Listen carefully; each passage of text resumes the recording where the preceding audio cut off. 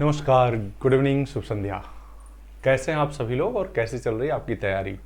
निश्चित तौर पे बहुत मस्त होंगे आप और अपनी तैयारी को दिन प्रतिदिन धार लगाने का काम कर रहे होंगे ताकि टीजीटी पीजीटी रूपी जो लक्ष्य है आपका उसको आप बहुत आसानी से काट पाएं।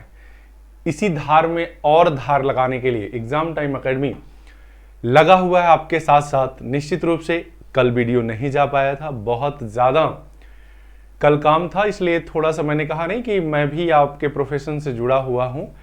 तो ये तो आपके साथ जुड़ने का काम बस इसलिए है कि हमारे साथी, हमारे मित्र जो लोग अभी भी टीजीटी पीजीटी की तैयारी कर रहे हैं, सपना देख रहे हैं कि इस बार एक पद ले लेंगे, उनकी तैयारी में और थोड़ा सा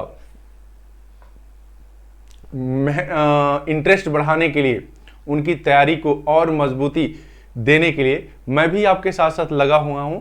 आप देख रहे हैं कि भूगोल के और अर्थशास्त्र के निरंतर प्रश्न टॉपिक वाइज जा रहे हैं और उसी के क्रम में आपका विश्व जलवायु का वर्गीकरण जो चैप्टर है, जिससे बहुत सारे प्रश्न एग्जाम में बनते हैं और भूगोल के विद्यार्थी के लिए ये थोड़ा सा टफ भी माने जाते हैं क्योंकि ज़्यादा लोग इस पर ध्यान नहीं देते हैं। मैं आपको बता दूं कि यदि आप इस चैप्टर को हल करते हैं तो निश्चित तौर पे एक कम से कम एक प्रश्न, अधिक से अधिक 2-3 प्रश्न मिलने की संभावनाएं होती हैं। तरह तरह के प्रश्न पूछे जाते हैं। तो देखिएगा, इसमें लगभग 30 प्रश्न दिए गए हैं। आपको पता है कि कोपेन और थार्नवेट यही दो ऐसे जलवायु के वर्गीकरण करने वाले भूगोलवेत्ता हैं जिनका बार बार पूछा जाता है और भूमध्य सागरी से लेकर भूमध्य रेखीय जलवायु प्रदेश, ठीक है, बार बार पूछे जाते हैं। तो उसी से रिलेटेड आपके प्रश्न लगाए गए हैं। आइए देखते हैं कि कितने प्रश्नों पर आपने पकड़ बनाई है और कौन से प्रश्न हैं जो आपसे छूट गए हैं। तो ठीक है, पहला प्रश्न लगा है कि किसने कहा था वनस्पति जलवायु का सही मापदंड है। बहुत ही गजब का क्वेश्चन है, ठीक है। बताइए जल्दी से कि किसने कहा था कि वनस्पति जलवायु का सही मापदंड है। थार्नवेट, स्टाम्प, कोपेन और ट्रिबार्ट था। जल्दी से इस प्रश्न का जवाब दीजिएगा, ठीक है। किसका कथन है भाई? देखिएगा, ये जो कथन है आप पढ़े होंगे तो किसका है? कोपेन का है। किसका है? कोपेन का है। कोपेन महोदय ने अपने जलवायु के वर्गीकरण में ये कहा था किसी भी स्थान की जलवायु का सही मापदंड क्या है? वनस्पतियां हैं वहां की। कौन सी हैं? वनस्पतियां हैं। आइए, दूसरा प्रश्न आपका है कि निम्नलिखित कथन भूमध्य सागरीय जलवायु से संबंधित हैं, ठीक है। देखिएगा कौन से, अगर आप भूमध्य सागरीय जलवायु पढ़े होंगे तो निश्चित तौर पे ये प्रश्न आसान हो जाएगा आपके लिए। कह रहा है कि गर्मी में ये प्रदेश शुष्क स्थलीय हवाओं के प्रभाव में होते हैं, ठीक है। वे प्रदेश विश्व के सर्वाधिक सघन जनसंख्या वाले क्षेत्र हैं। ये तो ठीक नहीं है, ठीक है, क्योंकि भूमध्य सागरीय प्रदेश विश्व के सर्वाधिक जनसंख्या वाले नहीं हैं, ठीक। उत्तम जलवायु इन प्रदेशों का प्रमुख प्राकृतिक संसाधन है, ठीक है। तो ये भी ठीक है, ये भी ठीक है, ये ठीक आपका नहीं है। इसलिए 1 और 3 देखिए, डी ये सही है। भूमध्य सागरीय जलवायु की अगर आप बात करें तो इसको रूम सागरीय जलवायु भी कहते हैं। यह भी प्रश्न पूछा जाता है। इस जलवायु में आप जानते हैं कि सर्दियों में वर्षा होती है, ठंडी में वर्षा होती है, बाकी जो ग्रीष्म काल होता है वो शुष्क होता है। ग्रीष्म काल होता है वो शुष्क होता है। और बात करें कि इस जलवायु प्रदेश में रसदार फल पाए जाते हैं, नींबू है, मौसम्मी है, ठीक है, इस तरह के वनस्पतियां उगती हैं, इस तरह के पौधे पाए जाते हैं। तो ये इसकी क्या है? विशेष व्यवस्था है। और जान लीजिएगा, इस जलवायु प्रदेश का विस्तार 30 से 40 अंश अक्षांशों के मध्य है। 30 से 40 अंश अक्षांशों के मध्य, ठीक है, 30 से 40 अंश अक्षांशों के मध्य। इतनी विशेषताएं अगर आपको याद हैं तो इससे जितने भी प्रश्न पूछे जाएंगे आप निश्चित रूप से आपका सही होगा। देखिए, कह रहा है कि उत्तरी अमेरिका के कैलिफोर्निया, दक्षिणी अमेरिका के मध्य चिली, पश्चिमी ऑस्ट्रेलिया के दक्षिणी पश्चिमी छोर के तटीय क्षेत्रों में निम्नलिखित में से कौन सी जलवायु पाई जाती है? तो ये देखिए, ये कभी कभी आपको प्रश्न में भी आ जाएगा। पश्चिमी ऑस्ट्रेलिया, मध्य चिली, दक्षिणी अमेरिका, कैलिफोर्निया, ठीक है। भूमध्य सागर के जो आसपास के जितने भी क्षेत्र हैं उन सभी जगहों पर भूमध्य सागरीय जलवायु पाई जाती है, जिसमें वर्षा शीतकाल में होती है। तो ये किसकी विशेषताएं हैं? भूमध्य सागरीय जलवायु की। आगे कह रहा है कि कथन भूमध्य सागरीय जलवायु के क्षेत्रों में वर्षा शीत ऋतु में होती है, तो सही है। कारण गर्मी में ये प्रदेश शुष्क स्थलीय हवाओं के प्रभाव में रहते हैं। उत्तर विकल्प निर्धारित कीजिए और सही कूट का चयन कीजिए। जल्दी से आप एक बार पढ़िएगा और इसका जवाब देने की कोशिश करिएगा, ठीक है, कि क्या सही है। देखिए, तो आप पाएंगे कि भूमध्य सागरीय जलवायु के क्षेत्रों में वर्षा शीत ऋतु में होती है, ये भी सही है। कारण गर्मी में ये प्रदेश शुष्क स्थलीय हवाओं के प्रभाव में रहते हैं। देखिए, ये दोनों कथन तो सही हैं, दोनों कथन सही हैं, लेकिन सही स्पष्टीकरण नहीं है, इसलिए इसका विकल्प सी होगा, ठीक है। दोनों कथन सही हैं, लेकिन कथन और कारण सही है, लेकिन स्पष्टीकरण नहीं है। पहला दूसरे का स्पष्टीकरण नहीं कर रहा है, ठीक। हाँ, अगला है कि निम्न में से किस क्षेत्र में शीतकाल में वर्षा तथा ग्रीष्म काल शुष्क रहता है? अभी देख रहे लगातार उसी जलवायु से प्रश्न आ रहे हैं। जलवायु का नाम है भूमध्य सागरीय जलवायु, ठीक। तो देखिए, शीतकाल में जब वर्षा दे दे तुरंत आंख मूंद कर मारिए भूमध्य सागरीय जलवायु। कौन सी जलवायु? भूमध्य सागरीय जलवायु। कैसा लग रहा है? मजा आ रहा है कि नहीं? अरे भाई, एक आध बार बता दिया करिए कमेंट के माध्यम से, हमको भी तसल्ली हो जाएगी कि जो मेहनत हमारे द्वारा की जा रही है निश्चित रूप से आप उसका फायदा उठा रहे हैं, ठीक है। करत करत अभ्यास के जड़मति होत सुजान, रसरी यावत जात के सिल पर पड़त निशान। यदि इसके पहले आपकी वैकेंसियां छूटी हैं तो जान लीजिए उसमें महज तैयारी की कमी थी, अपनी कमियों को पहचानने की कमी थी। कभी भी उबिए मत, क्योंकि सिलेक्शन के जब आदमी नजदीक आ जाता है तभी उसको उबन होने लगती है। 1 महीने के लगभग समय बचा है टीजीटी में। ज्यादा से ज्यादा प्रैक्टिस करिए और अपनी कमियों को सुधारिए। जब तक अपनी कमी को नहीं सुधारेंगे, कमी मीन्स प्रश्न को तेजी से पढ़ जाना, ठीक है, जो पूछ रहा है उसका जवाब ना देके कुछ और समझ लेना, यह भी एक कमी है। या कोई टॉपिक अनछुआ रह जाना जिसको आपने ध्यान ही नहीं दिया और उसी से 1-2 प्रश्न आ गए, ऐसे 2-3 टॉपिक हो गए तो सिलेक्शन से बाहर हो जाएंगे। और प्रैक्टिस के दौरान आप देखिए कि आपके 62 क्वेश्चन जो अर्थशास्त्र से आ रहे हैं, 62 क्वेश्चन जो ज्योग्राफी से आ रहे हैं, 62 क्वेश्चन जो नागरिक शास्त्र आ रहे हैं और 4 आपके कॉमन आ रहे हैं, उसमें कितने सही हो रहे हैं। क्या आप 125 क्वेश्चन में 115 से ऊपर हैं कि नहीं है? अगर नहीं है तो क्यों नहीं है? इस पर काम करिए, सिलेक्शन आपका होगा।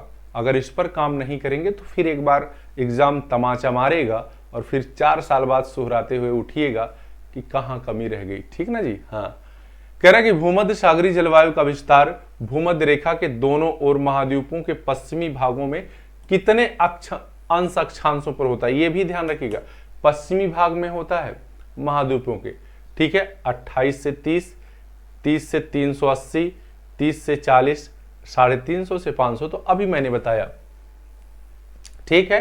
क्या 30 से 40? अब देखिएगा, यदि भूमध्य सागरीय जलवायु की बात करेंगे, ठीक है, तो 2-3 चीज बहुत, ये 5 चीज आप नोट कर सकते हैं कि भूमध्य सागरीय, क्या भूमध्य सागरीय जलवायु का विस्तार कहां है? तो आप जानेंगे दोनों गोलार्धों में, ऐसे लिखिएगा, दोनों गोलार्धों में 30 से 40 अंश अक्षांश के मध्य महाद्वीपों के पश्चिमी भाग में, महाद्वीपों के पश्चिमी भाग में, पश्चिमी भाग में। क्लियर। दूसरी विशेषता क्या है, यहां शीत ऋतु में वर्षा होती है। किस ऋतु में? शीत ऋतु में वर्षा होती है। और ग्रीष्म ऋतु शुष्क रहती है। ग्रीष्म ऋतु क्या होती है? शुष्क रहती है। ठीक है। अगला, यहां रसीले फल पाए जाते हैं। कौन से? रसीले फल पाए जाते हैं, पाए जाते हैं। यह जलवायु कहां? पश्चिमी ऑस्ट्रेलिया, कैलिफोर्निया, मध्य चिली, ठीक है, इस क्षेत्रों में पाई जाती है। तो आपका अपने आप सही होगा, कोई दिक्कत ही नहीं होगी। क्लियर। आगे कह रहा है कि निम्नलिखित में से कौन सी जलवायु वायुदाब पेटियों के ऋत्विक खिसकाव का परिणाम है? तो ये भी एक उदाहरण है। ये जो जलवायु है भूमध्य सागरी, ये जलवायु वायुदाब पेटियों के ऋत्विक खिसकाव का परिणाम होती है। ठीक है, ऋत्विक खिसकाव का परिणाम होती है। ऋत्विक खिसकाव का क्या होती है? परिणाम होती है, ध्यान दीजिएगा। हाँ, भूमध्य सागरीय जलवायु। अभी तक 7 प्रश्न आप देख चुके हैं इस जलवायु से। कह रहे निम्नलिखित कथनों पर विचार करते हुए तथा दिए गए कूट के आधार पर अपने अति उपयुक्त विकल्प का चयन करिए। कह रहे भूमध्य सागरीय प्रदेश में ग्रीष्म ऋतु में वर्षा नहीं होती है। ठीक है, ग्रीष्म ऋतु में वर्षा नहीं होती है, ये तो ठीक है। ग्रीष्म ऋतु में व्यापारिक पवन इस प्रदेश के ऊपर नहीं बहती है। ठीक है। 8वें प्रश्न का जवाब आप जल्दी से दीजिएगा और आसान प्रश्न है। क्या है? आसान प्रश्न है, जल्दी बताइए।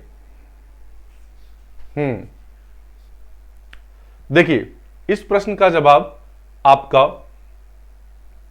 क्या है? पहला तो सही है लेकिन आर गलत है। ठीक है, यानी सी है। क्या है? सी। ए सही है परंतु आर क्या है? गलत है। ग्रीष्म ऋतु में व्यापारिक पवन इस प्रदेश के ऊपर से नहीं बहती है। ठीक ना जी? ये नहीं बहती है, ये गलत है, ये गलत है, ध्यान दीजिएगा। आगे कह रहा है कि कौन निम्नलिखित में से कौन सी जलवायु आर्द्र होती है तथा उसमें वर्षा के दिन अधिक होते हैं। कौन सी जलवायु आर्द्र होती है और उसमें वर्षा के दिन अधिक होते हैं? तो देखिएगा, पश्चिमी यूरोप तुल्य जलवायु, भूमध्य सागरीय जलवायु, मानसूनी जलवायु और सेंट लॉरेंस तुल्य जलवायु। तो इसका ये है पश्चिमी यूरोप तुल्य जलवायु। पश्चिमी यूरोप तुल्य जलवायु में जलवायु आर्द्र होती है तथा उसमें वर्षा के दिन अधिक होते हैं। जब वर्षा के दिन अधिक होंगे, ज्यादा लंबे समय तक वर्षा होगी, तो क्या होगा? वहां की जलवायु आर्द्र होगी।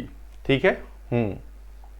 जैसे ब्रिटेन में आप देखेंगे हर समय लगभग थोड़ी बहुत वर्षा होती रहती है। कह रहा है कि निम्नलिखित कथनों पर विचार कीजिए तथा कारण को ध्यान में रखकर दिए गए कूटों से सही उत्तर का चयन करिए। बृहद मरुस्थली निम्न अक्षांशों पर अवस्थित होते हैं। बृहद मरुस्थल, बड़े मरुस्थल निम्न अक्षांशों पर अवस्थित होते हैं। कारण महाद्वीपीय विस्थापन के फलस्वरूप वे उच्च अक्षांशों से हटकर निम्न अक्षांशों पर आ गए हैं। ठीक है, जल्दी बताइएगा इस प्रश्न का जवाब। ठीक, देखिएगा, कह रहा है कि बृहद मरुस्थल निम्न अक्षांशों पर अवस्थित होते हैं, ये तो सही है। ठीक है, फिर कह रहा है महाद्वीपीय विस्थापन के फलस्वरूप वे उच्च अक्षांशों से हटकर निम्न अक्षांशों पर आ गए हैं। क्या है? यह भी सही है।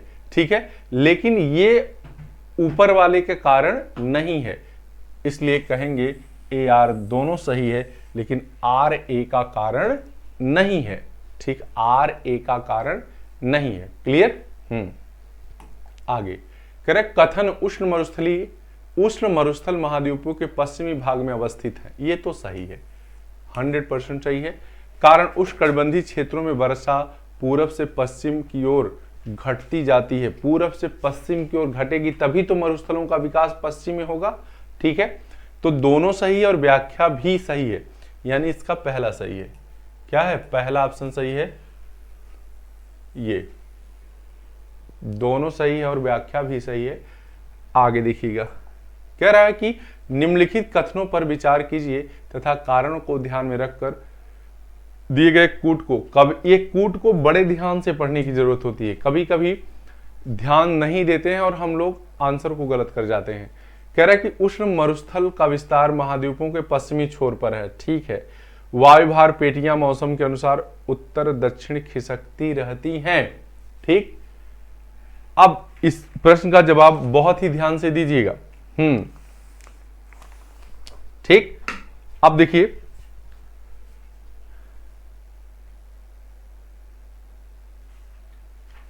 क्या है, उष्ण मरुस्थलों का विस्तार महाद्वीप के पश्चिमी छोर पर है, ये तो सही है। वायुभार पेटियां मौसम के अनुसार उत्तर दक्षिण खिसकती रहती हैं। उष्ण वायुदाब पेटियां, ठीक है।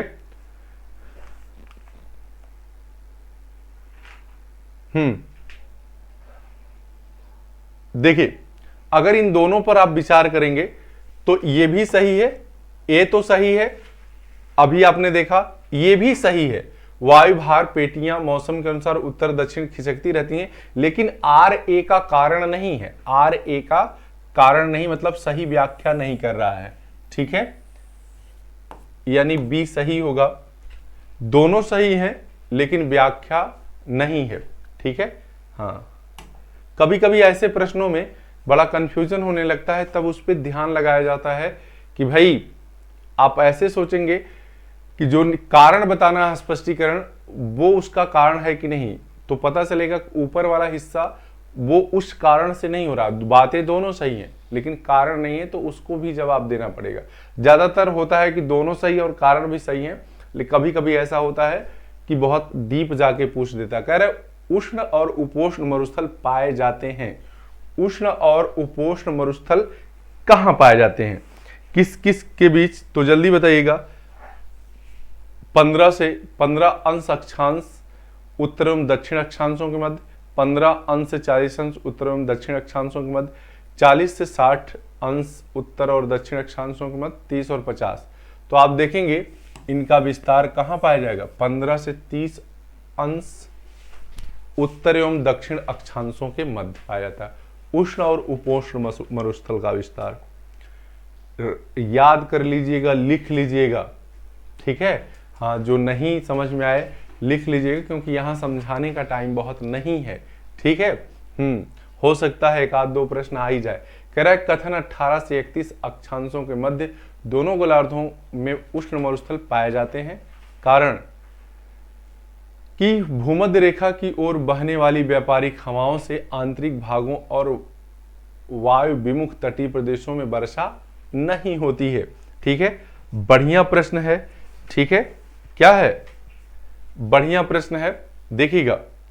तो कह रहा है कथन और कारण दोनों सही हैं और कारण कथन का सही स्पष्टीकरण नहीं, ये नहीं सही है। कथन और कारण दोनों सही है पर कारण कथन का सही स्पष्टीकरण नहीं है, ये भी नहीं सही है।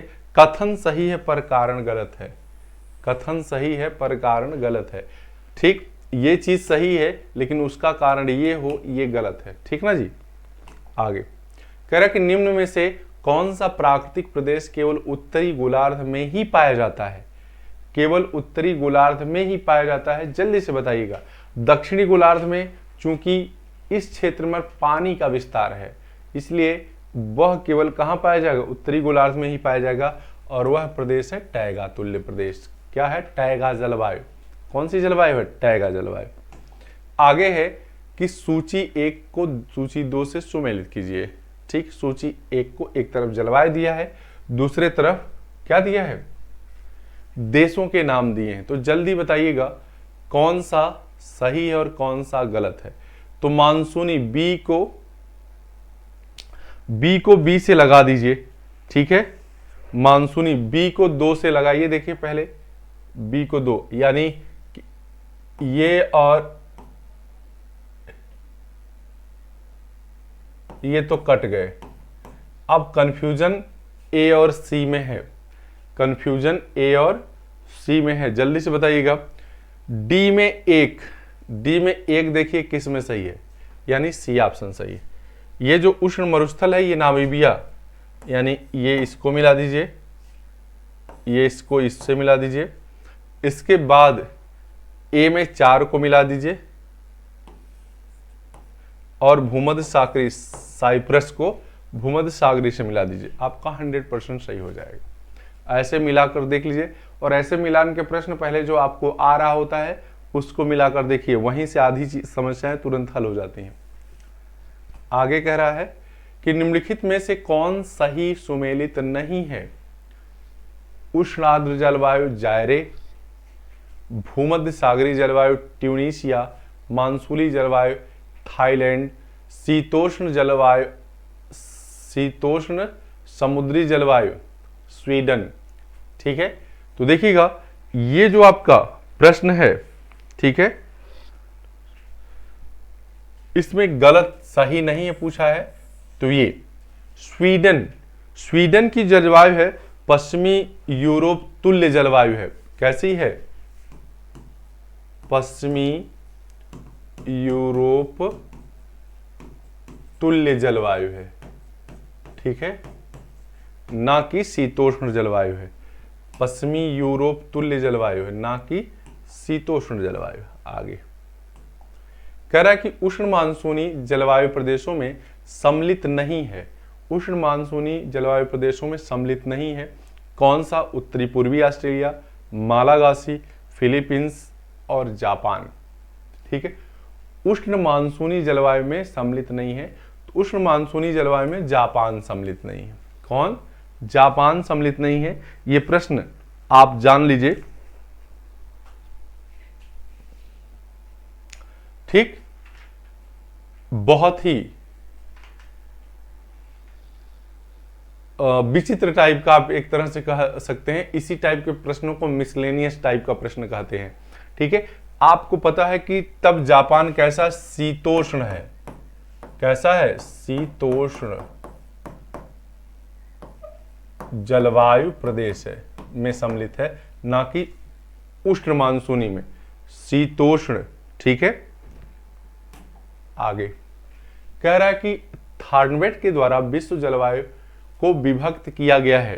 थार्नवेट, थार्नवेट के द्वारा विश्व जलवायु को कितने भागों में बांटा गया है?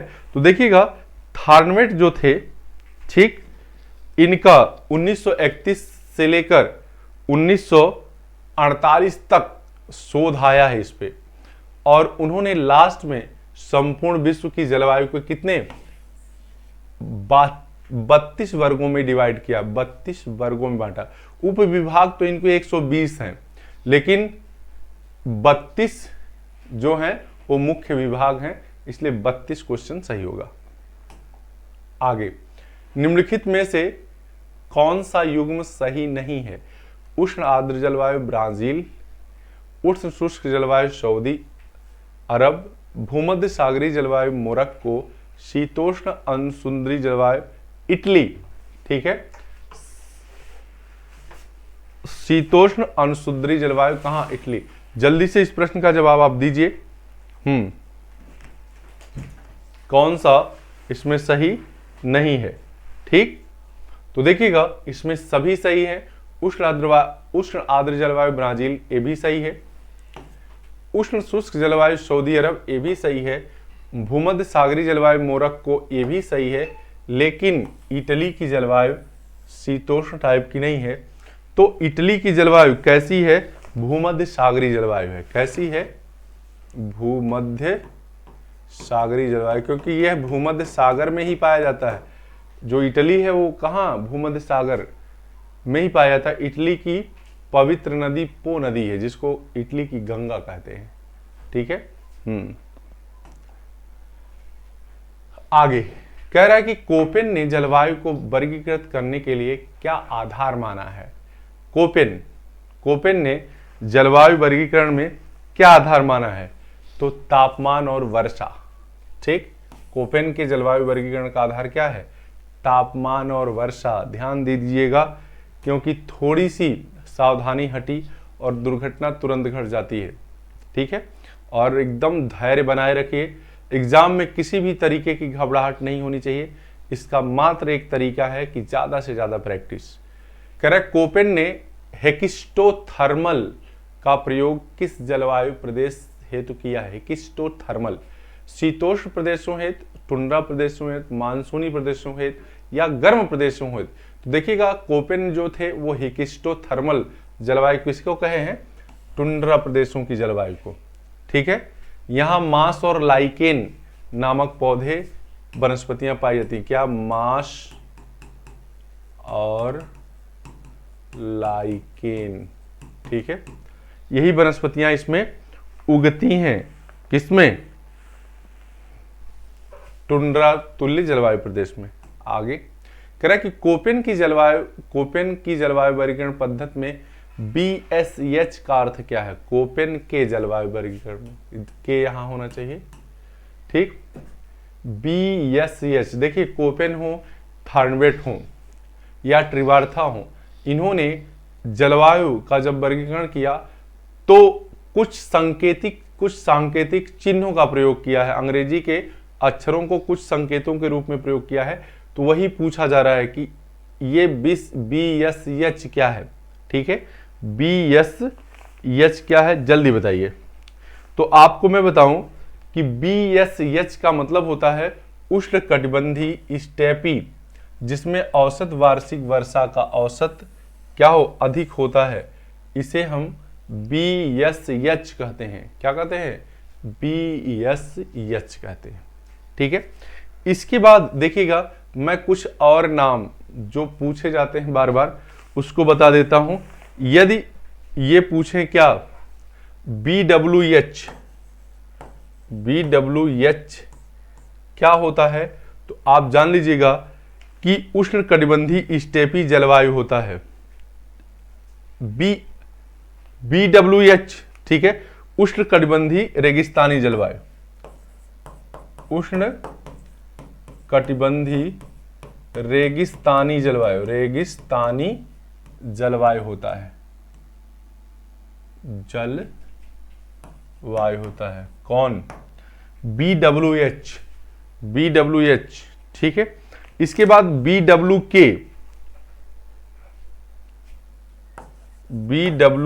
अगर है तो जान लीजिएगा ये शीत मरुस्थल के बारे में बता रहा है। किसके बारे में?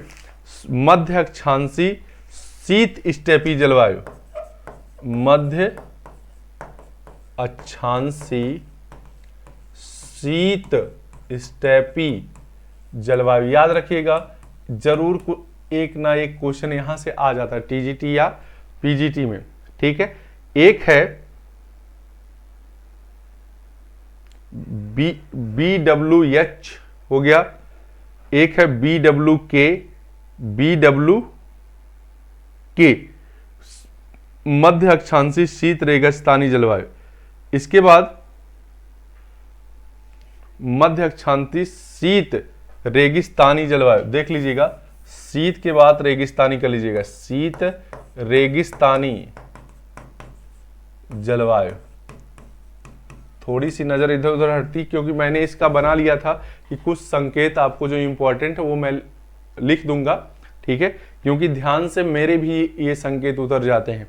आगे है BSK। तो यही है मध्य अक्षांशी शीत